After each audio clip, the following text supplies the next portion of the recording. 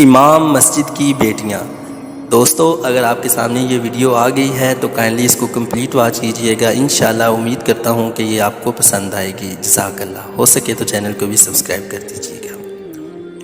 بیٹی نے کہا، بابا جان عید میں 5 دن رہ گئے ہیں، ہم نے کچھ بھی خریداری نہیں کی ہے۔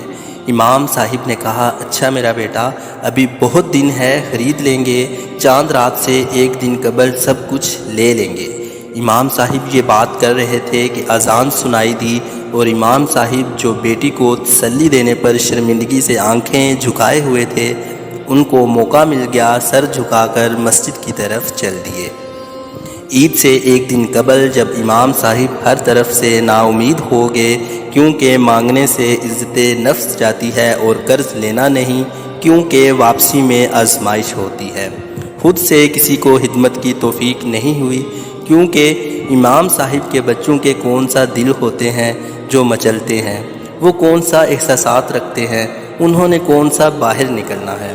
جب کوئی انتظام نہ ہوا تو سوچا آج منطق اور استقرائے قیاس جتنا پڑا ہے سب کو بروئے کار لا کر بیٹی کو قائل کروں گا کہ بیٹا بڑی عید پر تو کوئی کپڑے نہیں پہنتا، یہ تو قربانی کی عید ہے۔ لیکن دل دھڑک رہا تھا کہ بیٹی بھی تو عالم دین کی ہے، اپنے دعوے کو ثابت کر کے دکھائے گی۔ خیر سارا علم مستحضر کر کے گھر گئے تو بیٹیاں ہاتھوں میں پرچیاں لیے منتظر تھیں کہ بابا جان نے آج کا وعدہ کیا ہے تو ہمیں مطلوبہ چیزیں لا دیں گے۔ جیسے امام صاحب کھنگورا مارتے داخل ہوئے تو بیوی سمجھ چکی تھی کہ بچیوں کے دل ٹوٹنے والے ہیں، تو وہ جلدی سے پیاز کاٹنے لگی کہ پیاز کاٹنے کے بہانے آنسو بہا لوں گی، کیونکہ ماں تو ماں ہوتی ہے، اس کے آنسو اولاد کے لیے تو پلکوں کے کنارے پر ہی ہوا کرتے ہیں۔ لیکن بیٹیوں کے سامنے باپ کو ٹوٹتا نہیں دیکھ سکتی تھی، یہ دل آویز منظر دیکھتی رہی۔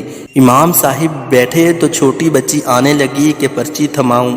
امام صاحب نظریں جھکائے جرابیں اتارنے لگے اور ٹوپی لپیٹ کر رکھی، جو کہ علامت ہے کہ اس کے بعد باہر نہیں جانا، کہ اچانک چھوٹی کو بڑی بیٹی بازو سے پکڑتی ہے اور اسے اشارے سے روکتی ہے۔ اس کے ہاتھ سے پرچی لے کر اپنی پرچی میں رکھ کر چپکے سے چٹائی کے نیچے چھپاتی ہے۔ یہ سب امام صاحب کن آنکھوں سے دیکھ رہے تھے، لیکن نہ دیکھنے کی کمال فنکاری کر رہے تھے۔ بیوی کے آنسو پیاز کے بہانے جاری تھے۔ امام صاحب کا سارا علم زیرو ہو گیا، انہیں لگا جیسے وہ سب سے زیادہ ان پڑھ ہے۔ اس سے پہلے کہ امام صاحب کچھ کہتے تو بیٹی بولی، بابا جان کل ہم نے نئے کپڑے نہیں لینے، کیونکہ بڑی عید تو قربانی کی عید ہے، اور کل آپ نے جو چاچو کے 2 بچڑے بھی تو کرنے ہیں، اور ہم نے وہاں آپ کو بچڑے ذبح کرتے دیکھنا ہے، تو سارا دن تو قربانی میں لگ جانا ہے، ہم کپڑے کس وقت پہنیں گی؟ چھوٹی عید کے پڑے ہوئے ہیں، پہن لیں گے۔ وہ سارے دلائل جیسے کاپی پیسٹ کیے ہوں۔ اس وقت دنیا کی سب سے زیادہ عالمہ، فاضلہ اور سمجھدار بیٹی ہی لگی۔ بیٹی کی یہ بات سن کر امام صاحب نے نظریں اٹھائی، ایک نظر بیٹی کے چہرے پر ڈالی، کچھ دیر کو گردن فخر سے تن گئی اور اپنے امامے کا شملہ اونچا محسوس ہوا، لیکن اگلے ہی لمحے بچیوں کی شریفانہ خواہش کا یوں خودکشی کرنا ان کو توڑ گئی۔ انہیں اپنا آپ ناکام لگا، جو عید پر بھی بچوں کی ضرورت کی خواہش نہ پوری کر سکا۔ ان سے یہ برداشت نہ ہوا، جلدی سے کمرے میں جا کر سونے کا کہہ کر بستر میں گھس گئے اور وہاں ہونٹ سی لی اور آنکھوں سے کہا، تم آزاد ہو، برس لو، ورنہ غم کے سونامی میں مر ہی جاؤ گے۔ صبح اٹھ کر امام صاحب نماز کے لیے چلے گئے، واپس آئے تو چھوٹی بیٹی نے 10 20 50 کے چند نوٹ پکڑے ہوئے تھے۔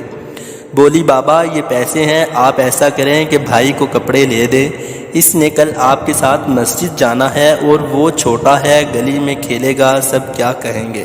یہ ایک اور دھماکہ تھا، لیکن بہن کا بھائی کے لیے پیار کیا ہوتا ہے سب سمجھ آ رہا تھا۔ ہمارے معاشرے میں اکثر امام مسجد علماء حضرات کی زندگی اسی طرح کی کشمکش کا شکار ہے۔ وہ شخص جو پورے محلے کو عید کی نماز پڑھاتا ہے، خود اپنے لیے بچوں کے لیے کپڑے بھی نہیں خرید سکتا، جو سارے علاقے کو قربانی کے مسائل بتاتا ہے، وہ خود قربانی بھی نہیں کر پاتا۔ ان لوگوں کی تنخواہ میں اضافہ ہو رہا ہے اور نہ ہی آمدنی کا ذریعہ، مہنگائی ہے کہ اس کا کوئی سر پیر نہیں ہے۔